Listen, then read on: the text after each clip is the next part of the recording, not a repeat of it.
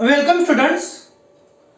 आज आपण पाहणार आहोत राहिलेले काही न्यूमेरिकल्स ज्यांच्यामध्ये की आपल्याला नंबर ऑफ ॲटम्स एखाद्या क्रिस्टलमध्ये किंवा युनिट सेलमध्ये नंबर ऑफ ॲटम्स किती असतात ते काढायचं असतं. क्रिस्टलमध्ये ॲटमची संख्या किंवा एखाद्या दिलेल्या 5 ग्राम 10 ग्राम 0.5 ग्राम अशा दिलेल्या सबस्टन्समध्ये नंबर ऑफ युनिट सेल किती किंवा नंबर ऑफ ॲटम्स किती असतात हे काढायचं असतं. त्यासाठी दिलेल्या फॉर्म्युलाची मदत घ्यायची असते. तर कधी कधी आपल्याला ॲटॉमिक किंवा मॉलिक्युलर फॉर्म्युला देखील काढायला विचारलं जातं. ओके, तर चला आज आपण पाहूया पुढचे न्यूमेरिकल्स. तर इथं सांगितलेलं आहे पहा, नायोबियम.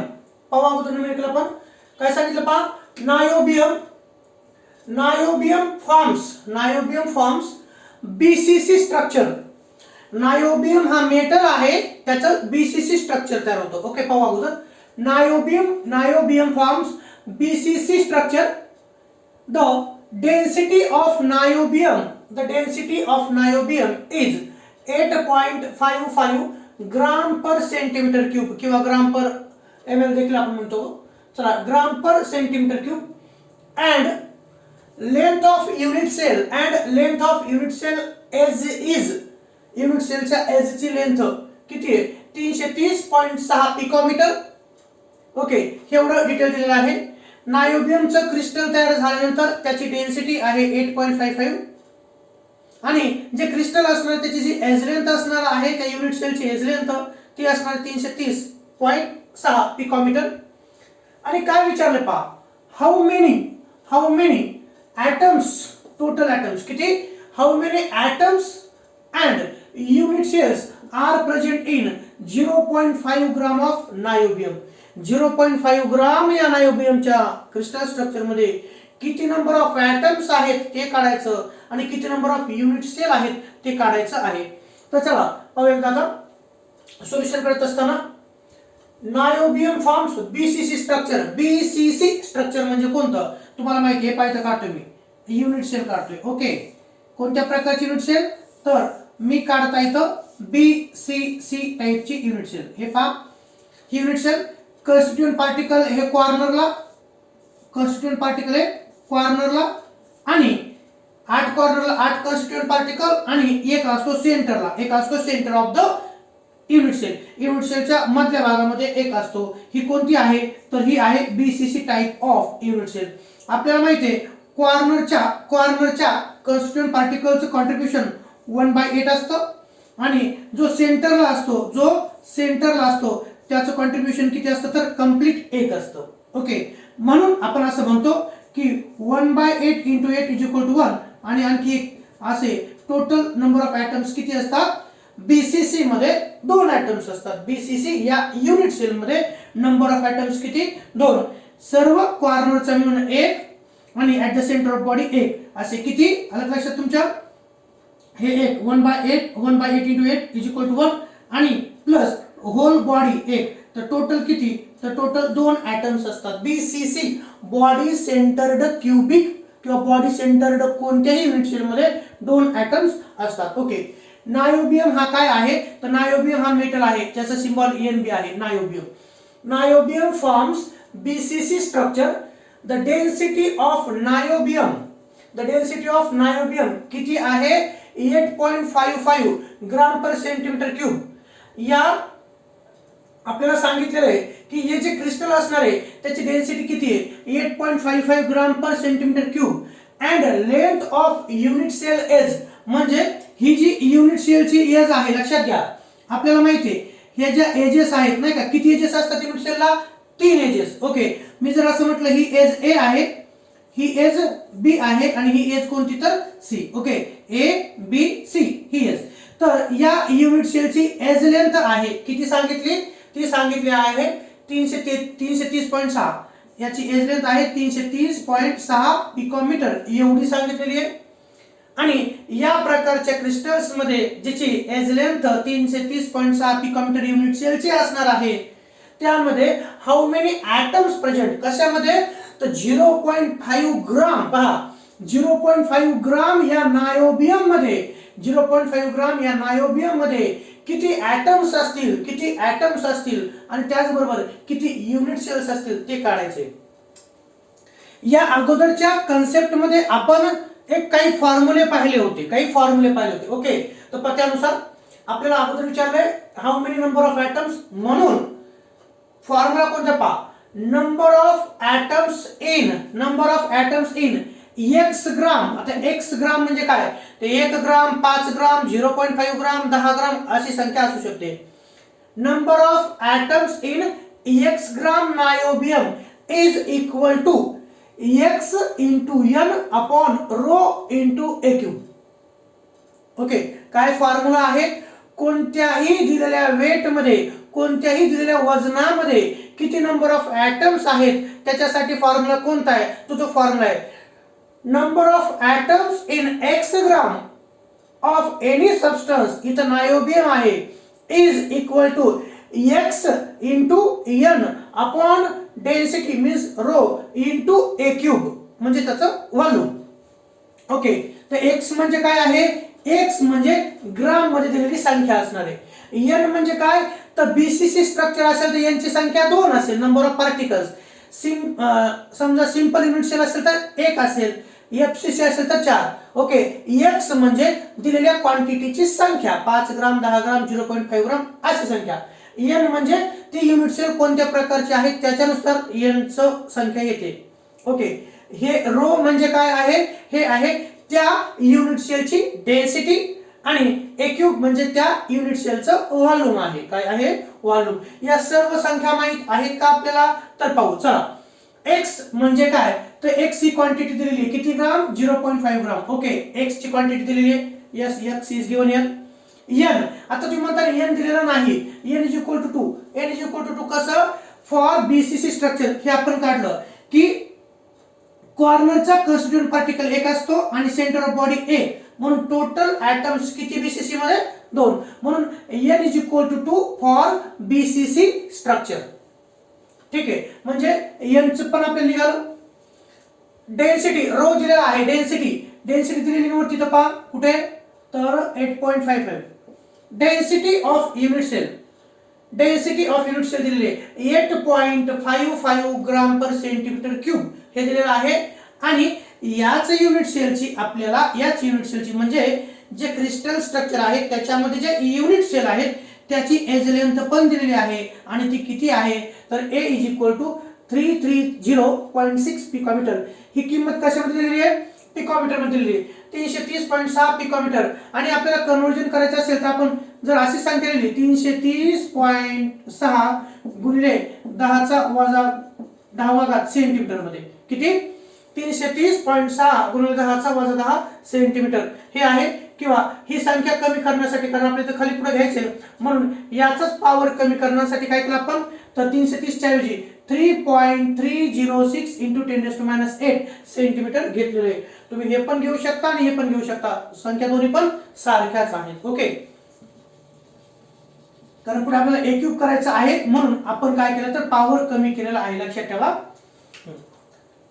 एज लेंथ किती दिलेली युनिट सेलची, बीसीसी या प्रकारच्या युनिट सेलची एज लेंथ 330.6 पिकोमीटर दिलेली आहे. पिकोमीटरचं कन्वर्जन कशात करायचं, डेन्सिटी काढत असताना सेंटीमीटर मध्ये करायचं. कशात करायचं, सेंटीमीटर मध्ये करायचं. आणि म्हणून 330.6 पिकोमीटरचं 330.6 गुणिले 10⁻⁻ सेंटीमीटर होतं. त्याला आणखीन शॉर्ट केलं आपण तर तयार केलं 3.306 गुणिले 10⁻8 सेंटीमीटर. ओके, पुढे कॅल्क्युलेशन साठी आपल्याला सोपं जातं. ह्या किमती दिलेल्या आहेत. मग आपल्या फॉर्म्युल्यानुसार आपण किंमत ठेवूया. Number of atoms x gram म्हणजे किती दिलं, तर 0.5 ग्राम. म्हणून पहा number of atoms in 0.5 gram of niobium is equal to x ची किंमत किती, 0.5 ग्राम म्हणून 0.5 इंटू n ची किंमत किती, इथं दिलेली आहे n2 म्हणजे n ची किंमत किती 2, बीसीसी असेल तर 2 भागिले नंतर रो म्हणजे काय, डेन्सिटी पण दिलेली आहे, किती दिलेली आहे 8.55, कुठे दे 8.55 दिलेले इंटू हे जे आहे a cube. Okay, a cube, तर हे पाहता a ए ची किंमत दिलेली आहे ती हे इथं केली आपण नाही का, ए ची किंमत कुठे 3.306. तर ब्रॅकेट मध्ये आपण काय केलं, त्याचा क्यूब आहे, एज लेंथचा क्यूब ए क्यूब आहे, म्हणून ए ची किंमत 3.306 into 10⁻8 raise to power 3. Okay, हे झालं.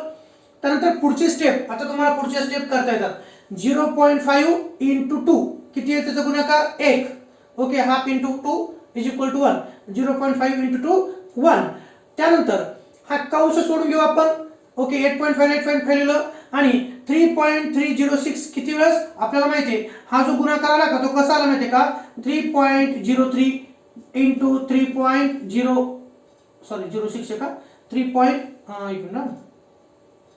3.306 इंटू 3.306 यांचा गुणाकार. नंतर जी काही संख्या येईल तिला पुन्हा आपण काय करू शकतो, तर तिला पुन्हा आपण येणारी जी संख्या असेल तिला पुन्हा 3.306 न मल्टिप्लाय करायचं आणि 10⁻8 याचं किती येईल तर 10⁻24. इथं जी संख्या येईल ती 36.13. ओके, याचा आपण घन केला, याचा आपण काय केला घन केला. ओके, 3 त्रिक 9 आणि 9 त्रिक 27 म्हणजे पुढे 0.3 आहे म्हणून ती राऊंड फिगर किंमत 36.13 येते. हा कंस सोडून घेतला, याचा आपण जर क्यूब केला, याचा जर आपण घन केला तर 36.13 गुणिले 10⁻8 चं काय होईल 10⁻24 होईल. ओके, हे झालं. त्यानंतर खालच्या स्टेप मध्ये एक ला एक तसंच. त्यानंतर 8.55 आणि 36.13 यांचा गुणाकार केला, तो येतो 308.9 गुणिले 10⁻24. त्यानंतर 1/308.9 तुम्ही हे करू शकता लॉग टेबल न. ओके, 1/308.9 यांचा जर आपण भागाकार केला तर तो येतो 0.00323 इंटू 10⁻24. आता इथलं जे भागाकारातलं 10⁻24 आहे ते वरती आलं तर पॉवर प्लस होईल, म्हणजे उत्तर येणार 0.00323 इंटू 10⁻24 एवढे येईल. आणि याला आपल्याला एवढी जर हे जे 0 येतं 3च्या पुढे 0 म्हणून आपण थोडंसं पॉईंट कमी केले, इकडं पुढे गेलो आपण तर किंमत येईल हे पहा, आपण जर पॉईंट पुढे दिला तर पॉवर कमी होईल 3.23 इंटू 10⁻21 ॲटम्स. तर 0.5 ग्राम एवढ्या नायोबियम मध्ये किती ॲटम्स असतील नायोबियमचे, तर 3.23 इंटू 10⁻21. याचाच अर्थ तुम्हाला माहिती आहे, त्या 3.23 च्या समोर 0.000 किती वेळेस ठेवावं लागतील तर 21 वेळेस ठेवावं लागतील, तेव्हा तेवढे ॲटम्स ते असणार आहेत.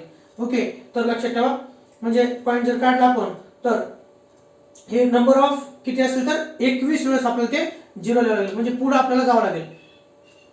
कसं जावं लागेल तर 323.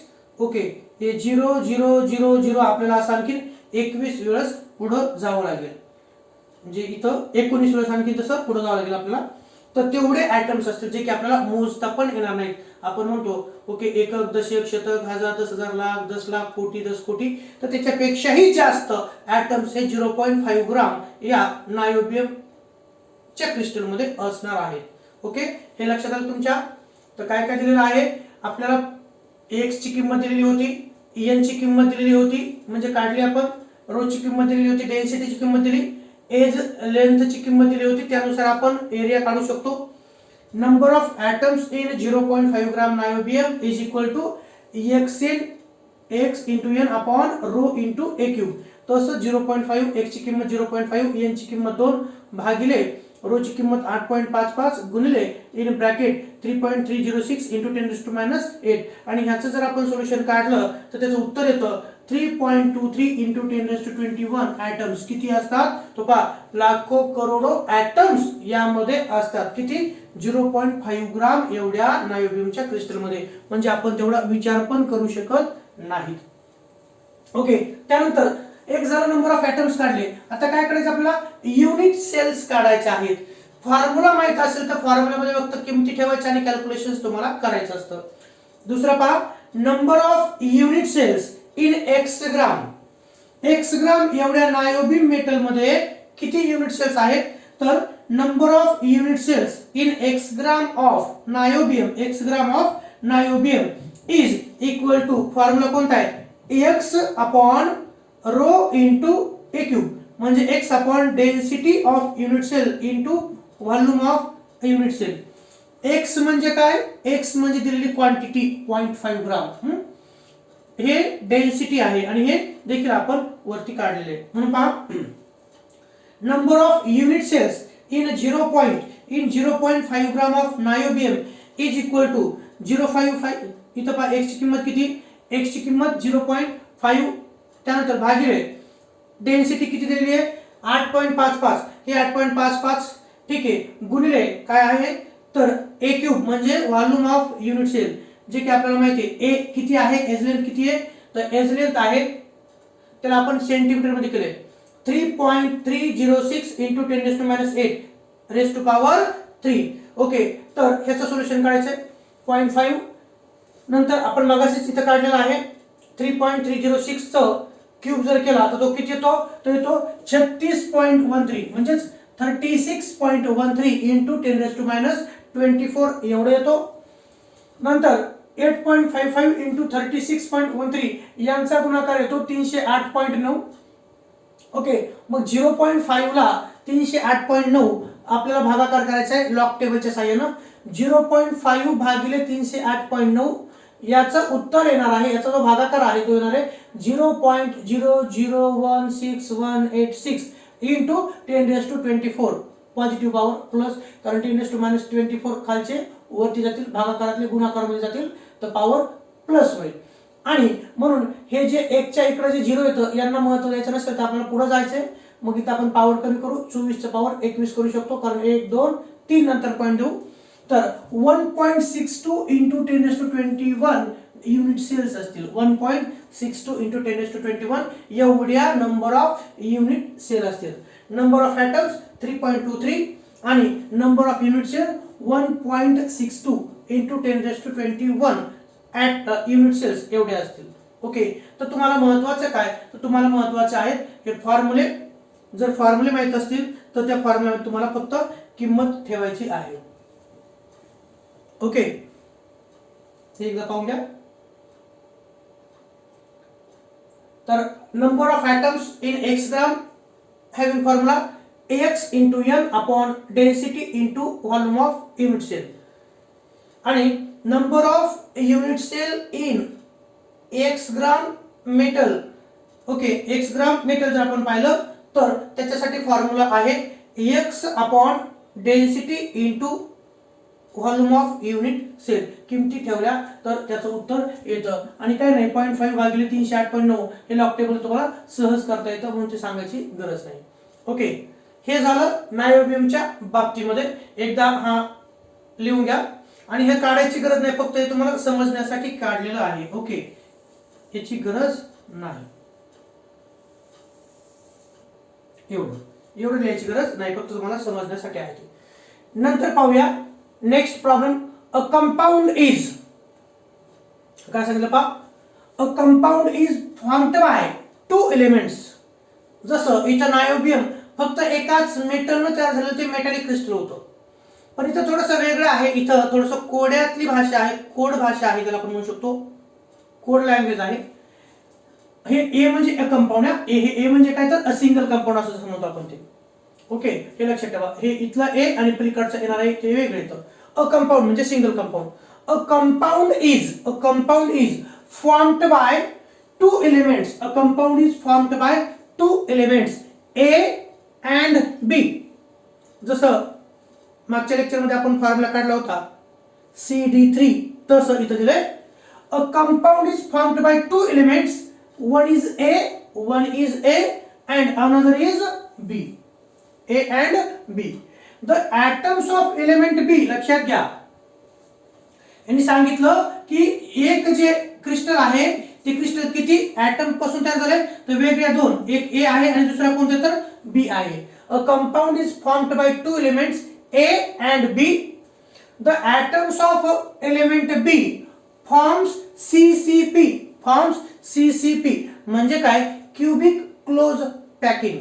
कोणती, क्यूबिक क्लोज पॅकिंग. याचा अर्थ तो जो बी पार्टिकल आहे त्या बी पार्टिकलचा कॉन्टॅक्ट हा किती कॉन्स्टिट्यूएंटच्या संपर्कात आहे तर 6.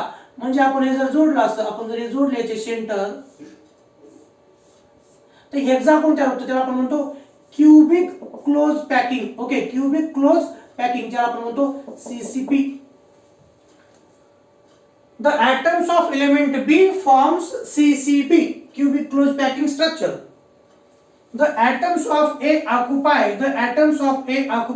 one third of tetrahedral voids. What is the formula of the compound? आपल्याला फॉर्म्युला विचारलेला आहे. यातलं थोडंसं लक्षात ठेवा की B आणि A यांच्यातला फरक. ते न्यूमेरिकल वाचा. काय सांगितलं? A compound is formed by two elements, one is A, another is B. The atoms of element B forms CCP.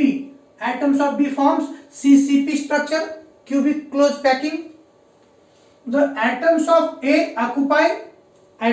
A जे A चा ॲटम असेल, atoms of A occupy one third of tetrahedral void. जे काही tetrahedral void असणार आहे त्याच्या 1/3 जागा हा व्यापणार आहे. A occupy 1/3 of tetrahedral void. जी टेट्राहेड्रल व्हाईडची जागा असणार त्या स्ट्रक्चर मध्ये त्यातली 1/3 म्हणजे 1/3 म्हणजे आपण म्हणू शकतो 1/3 जागा हे A atoms ऑक्युपाय करणार आहेत. What is the formula of compound? थोडंसं किचकट असं वाटतं. आता पाहू. द atoms ऑफ सोल्युशन पाहता. The atoms of element B form CCP structure. कोणता? Cubic close packing structure. The atoms of element B form cubic close packing structure.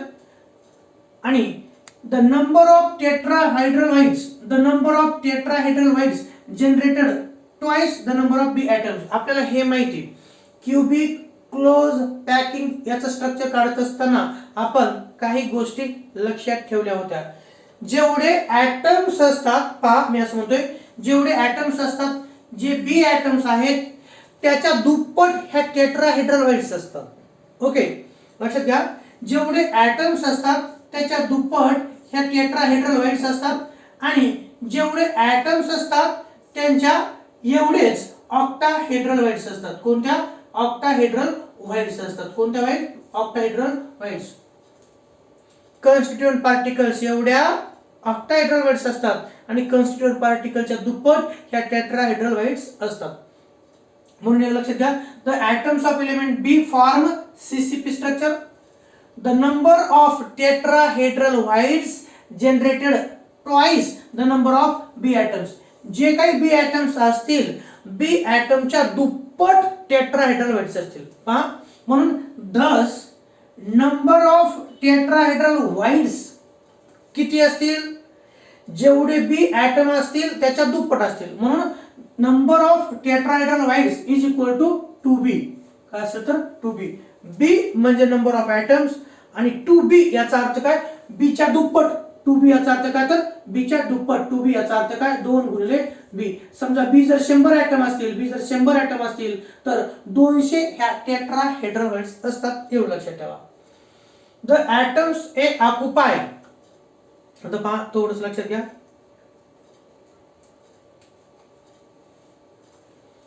Number of tetrahedral voids 2 into b. आणि ए न किती जागा व्यापलेली आहे? तर ए न 1/3 जागा व्यापलेली आहे 2b च्या. म्हणून पहा, the atoms A occupy one third of these tetrahedral ovoids. म्हणून खाली आपण लिहू शकतो नंबर ऑफ ए ॲटम्स किती आहेत? नंबर ऑफ ॲटम्स किती आहेत? तर number of a atoms is equal to 2b into 1/3. 2b into 1/3. ही जी 2b ची किंमत आहे तिला 1/3 न आपल्याला मल्टिप्लाय करायचं आणि मल्टिप्लाय जर केलं तर काय उत्तर मिळतं? पहा, तर ते आपल्याला उत्तर मिळतं ratio of a and b atoms is equal to काय असेल? 2/3b into 1b. म्हणजे पहा, एक मिनिट, 2/3 याचा अर्थ 2b × 1/3 तर 3 × 2b 6 6 × 1. Ratio of a and b atoms. काय रेशिओ आहे ए आणि बी चा ॲटम? तर एका बी च्या ॲटम सोबत ए चे किती? तर 2/3 बी एवढे ॲटम्स असतील. म्हणजे तसा रेशिओ येईल 2/3 म्हणजे 2/3 = 1 असा असेल. 2:3 असा तो रेशिओ असणार आहे. Hence formula of compound is A2B3. A चे 2 ॲटम आणि बी चे 3 ॲटम असतील. ए चे 2 ॲटम आणि बी चे 3 ॲटम हे असणार आहेत. त्याचं कारण 1/3 हे टेट्राहेड्रल वाईडच्या असतात. एक लक्षात घ्या.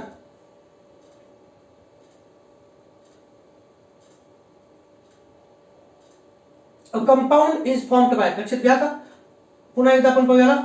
A compound is formed by 2 elements A आणि B. The atoms of element B. B काय म्हणतो? बी फॉर्म करतो CCP cubic close packing. B forms CCP structure. The atoms of A. The atoms of A occupy 1/3 of tetrahedral voids. A जेवढे atoms आहेत ते किती? तर tetrahedral वाईडच्या 1/3 आहेत. जर टेट्राहेड्रल वाईड हे 30 असतील तर ते ए चे ॲटम्स किती असतील? तर ए चे ॲटम्स हे 10 असतील. ए किती असतील? तर 10 असतील. म्हणजे आपण असं म्हणू शकतो बी. आता जे बी ॲटम्स आहेत त्याच्या समजा बी ॲटम 15 असतील तर टेट्राहेड्रल वाईड किती असतील? तर 30 असतील. ओके. कारण CCP च्या ॲटमच्या नुसार जर 15 बी ॲटम असतील तर टेट्राहेड्रल वाईड 30 असतील. ओके. आणि जर टेट्राहेड्रल वाईड 30 असतील तर रिलेशन सांगितलंय की ए ॲटम किती असतील? तर 10 असतील.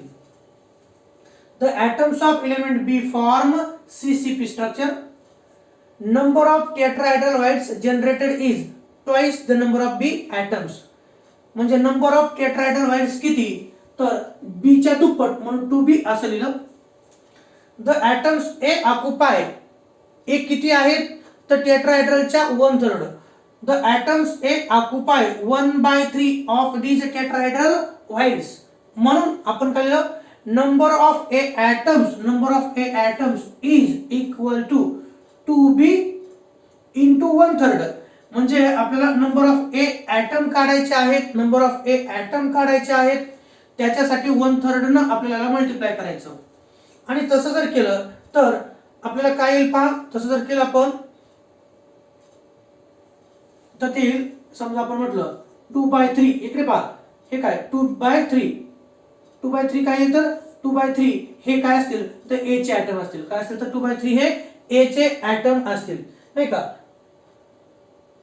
2B × 1/3 म्हणजेच आपण असं लिहितो ना 2B/3 म्हणजे 2/3.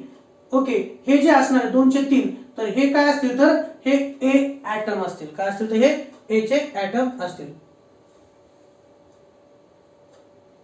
जी काय बी ची संख्या असते त्या. नंतर रेशिओ ऑफ 2B × 1/3 म्हणजेच 2B/3.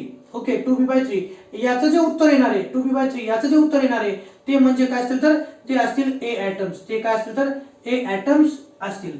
आणि म्हणून ratio of a atoms and b atoms कसा असणार आहे? तर 2/3 × B. Okay. Is equal to 1B.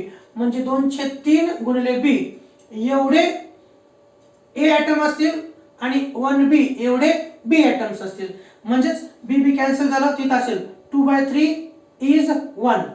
यालाच आपण असं लिहू शकतो 2/3 म्हणजेच हे जर आपण इकडे घेतलं इकडचे 3 जर इकडे गेले तर 2:3 म्हणजे 2 असतील ह्या रेशिओ असणार आहे. आणि मग 2 असतील 2 काय असेल? तर 2 ए चे ॲटम आणि 3 बी चे ॲटम असतील. आणि मग तसं जर असेल तर फॉर्म्युला कसा असेल? जर 2 असतील ए तर A2 आणि 3 असतील बी तर B3. Hence formula of compound is A2B3. Formula of compound काय आहे? तर A2B3. म्हणजे जे क्यूबिक क्लोज पॅकिंग स्ट्रक्चर आहे त्याच्यामध्ये ए चे ॲटम 2 आणि बी चे ॲटम किती असतील? तर 3 असतील. म्हणून त्याचा फॉर्म्युला हा A2B3 अशा प्रकारे आहे. ओके, सो राईट डाऊन दिस. थोडंसं कॉम्प्लिकेटेड वाटतं, आहे थोडंसं कॉम्प्लिकेटेड वाटण्यासारखं, पण थोडंसं आपल्याला लक्षात त्याला घ्यावं लागेल. MCQ साठी देखील असा प्रश्न तुम्हाला पडतो. लिहून घ्या.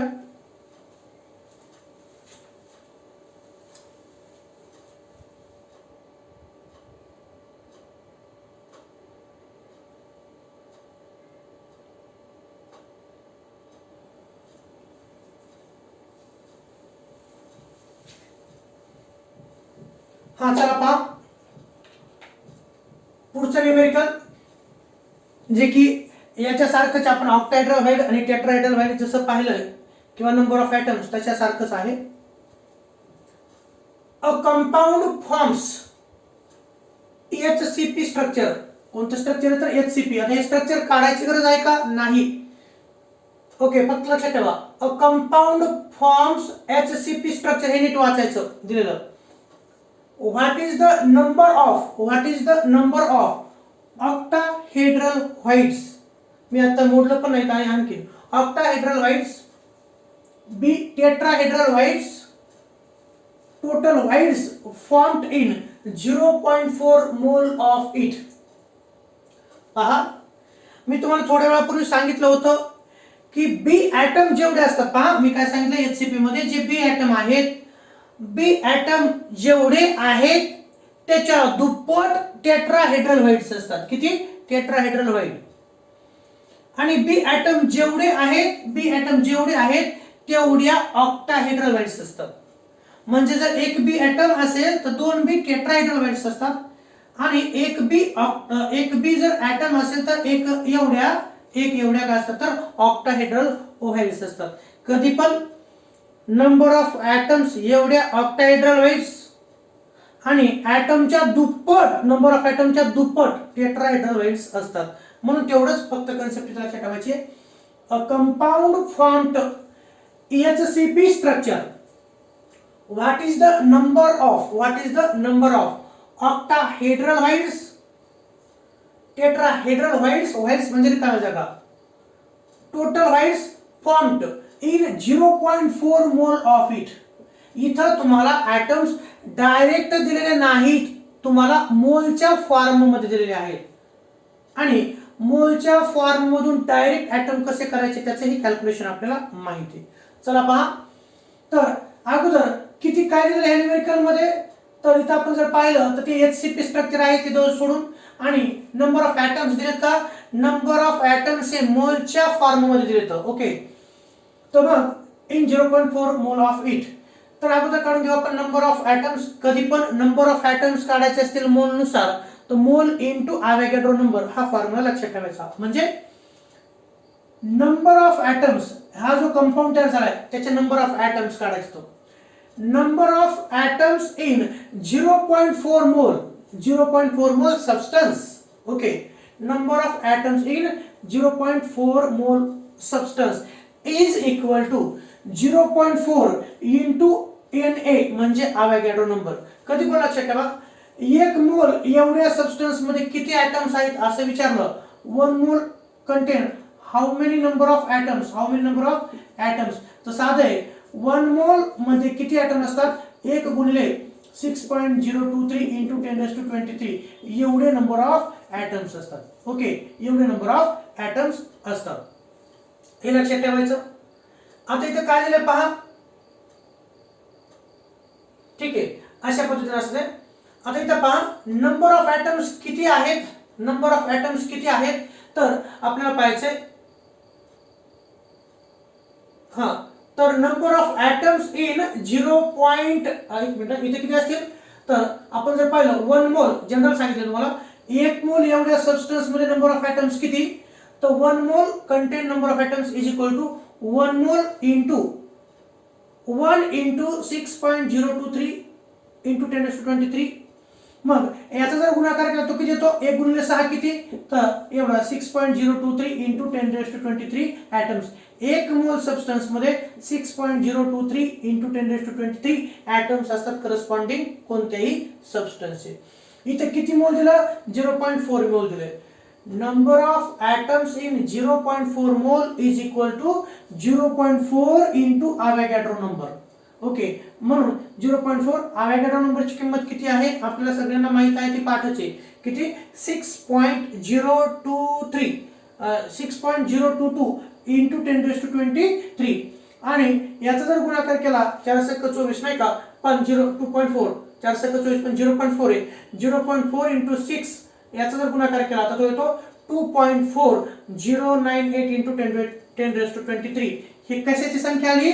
तर एवढे ॲटम्स आहेत. काय? तर एवढे ॲटम्स. 0.4 एवढ्या मोलमध्ये 0.4 एवढ्या मोलमध्ये त्या सबस्टन्सचे किती ॲटम्स येतात? 2.4098 into 10⁻23 ॲटम्स. तुम्हाला जर पॉईंट द्यायचा नसेल तर ते खूप मोठी संख्या होईल, खूप मोठी संख्या आहे जी की आपल्याला वाचता येणार नाही, म्हणून आपण इथं काय घेतलं तर पॉवर घेतलेलं आहे.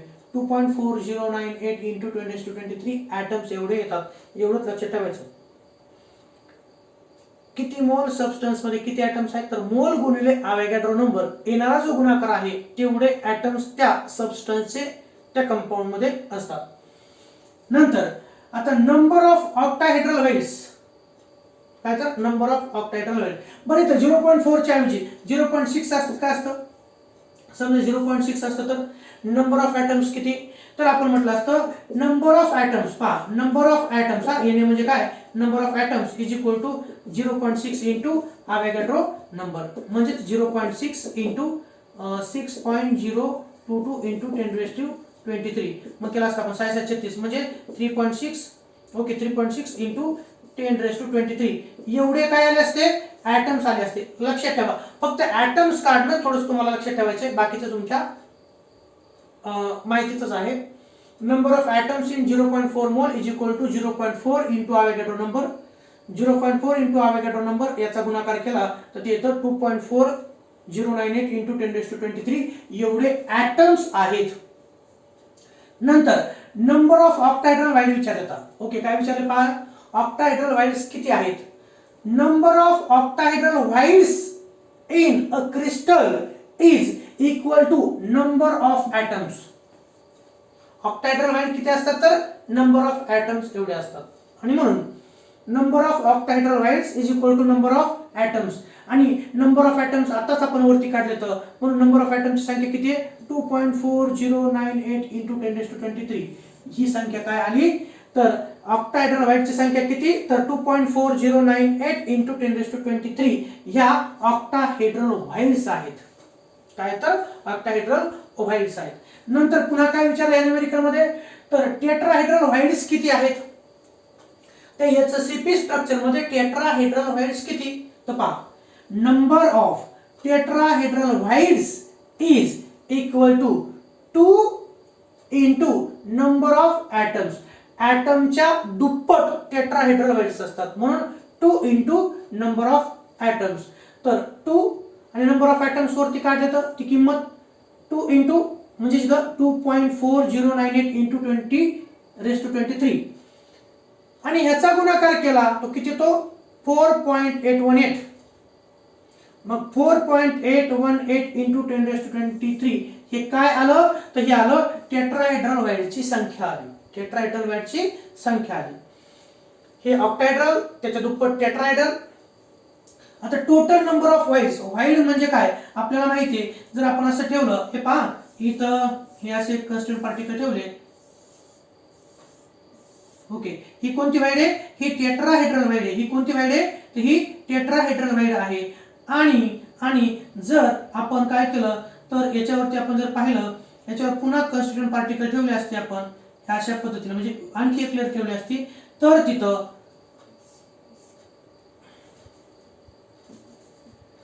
अशी जर वाइड असेल तर तिला आपण म्हटलेले टेट्राहेड्रल वाइड. ओके, आणि जर आपण